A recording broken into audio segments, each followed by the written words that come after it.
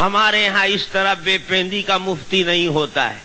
آپ نے چائے پلا دیا تو آپ کی طرف فتویٰ چلا گیا، اور انہوں نے ناشتہ کرا دیا تو ان کے حسب خواہ فتویٰ ہو گیا. ایسے ایسے مفتی لوگ کسی خاص ہی شہر میں پیدا ہوتے ہوں گے. ہمارے بہار میں بڑا ایک مشہور لطیفہ ہے کہ ایسے ہی بے پیندی کے لوٹا ایک مفتی صاحب تھے. انتظار میں رہتے تھے کہ کون زیادہ ہدیہ لے کر آتا ہے.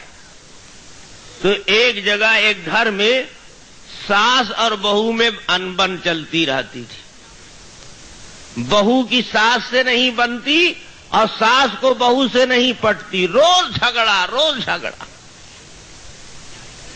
خدا کی شان ایسی، انہی سبوں کے جھگڑے میں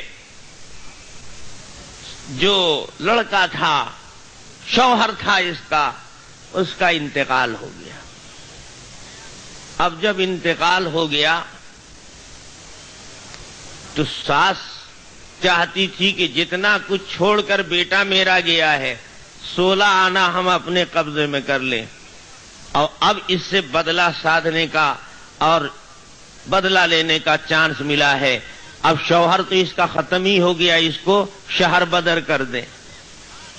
اور عورت اس کی مرنے والے کی جو تھی وہ ظاہر ہے اس کی ماں کے مقابلے میں جوان ہی ہوگی. تو اس نے پلان بنایا کہ میں جب اس کا ہاتھ پکڑتی تھی اور اس پر ہاتھ چھوڑتی تھی تو شوہر میرا جو اس کا لڑکا تھا وہ اس کی طرف سے کھڑا ہو جاتا تھا. اب تو کوئی بچانے والا نہیں ہے، میدان کلیئر ہے، تو بڈھی کو نکالو باہر.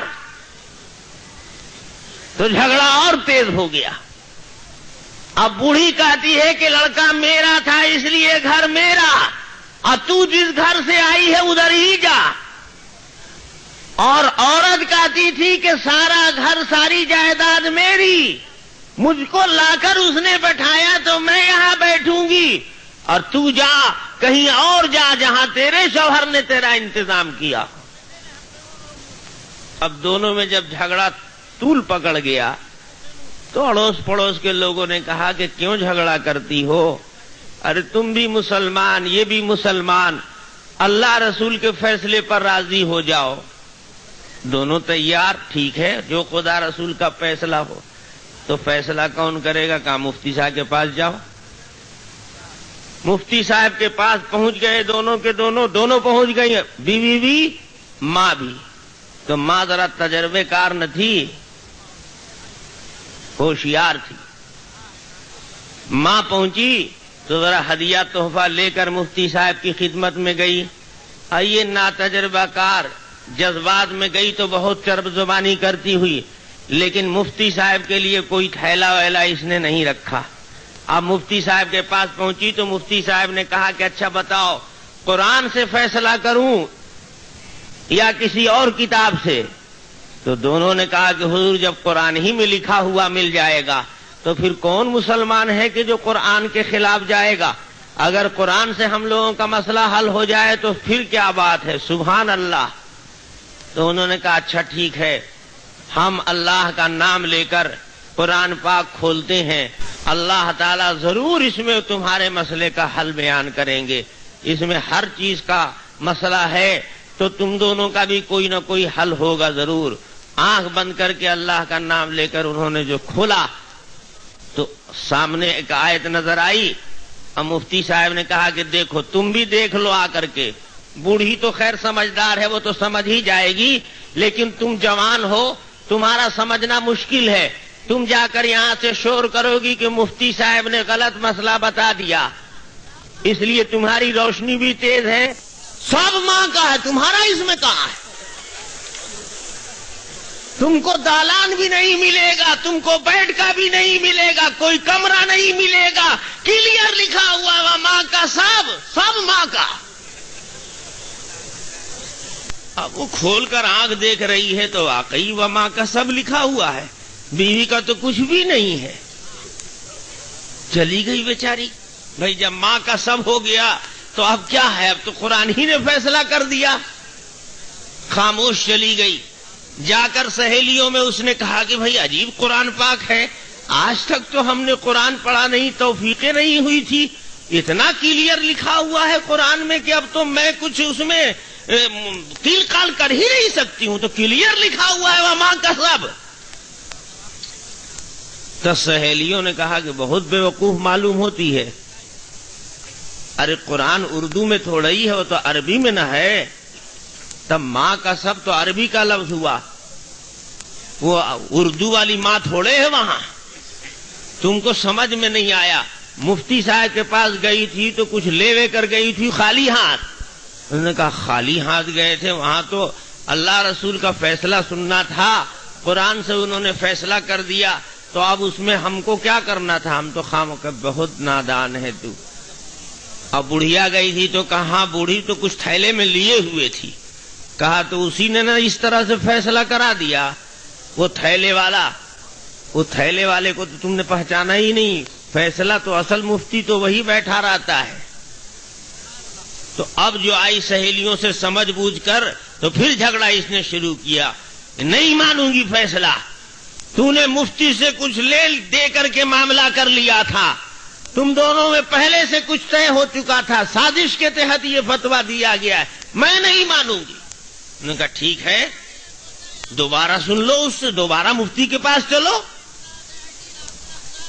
تو اب عورت بھی تو ہوشیار ہو گئی تھی، اپنے سے پہلے ہی اس نے مفتی صاحب کے پاس اپنا بھیج دیا، تو مفتی صاحب تو پہلے ہی سے بیچارے نرم گوشہ پیدا کر ہی چکے تھے، سوچنے لگے کہ اب کے قرآن پاک میں اس کے بارے میں کچھ نکلنا چاہیے۔ اشارہ کیا کہ ٹھیک ہے، تم بوڑھی کے ساتھ خوب جھگڑا جھنجھٹ کرو اور کہو کہ اس وقت تو مفتی صاحب اجلت میں تھے، بہت سا مقدمہ کھلا ہوا تھا، اسی میں تو پہنچ گئی، غور کرنے کا ان کو موقع کہاں ملا، دیکھا نہیں قرآن باقاعدہ اعوذ باللہ بسم اللہ پڑھ کر تو انہوں نے شروع نہیں کیا، وہ تو ایسے ہی کھولا اور ایک دم ماں کا سب نکل گیا۔ تو ایسے تھوڑے ہی مسئلہ ہوتا ہے، طے اطمینان کی حالت میں جب سکون کے وقت میں رہیں اور کوئی دوسرا جھمیلا نہ ہو تب چلو۔ تو بوڑھی نے کہا ٹھیک ہے چلو، قرآن کا فیصلہ تھوڑی بدلتا ہے، اس کو کیا معلوم تھا کہ اب کی مرتبہ ہم سے زیادہ بھاری چڑھاوا چڑھ چکا ہے۔ آ گئی بیچاری، کہا مفتی صاحب جو فتویٰ آپ نے دیا تھا وہ قرآن ہی کے مطابق تھا نا؟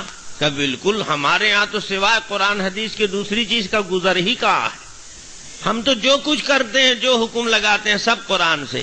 کہا پھر یہ کیسے آئی؟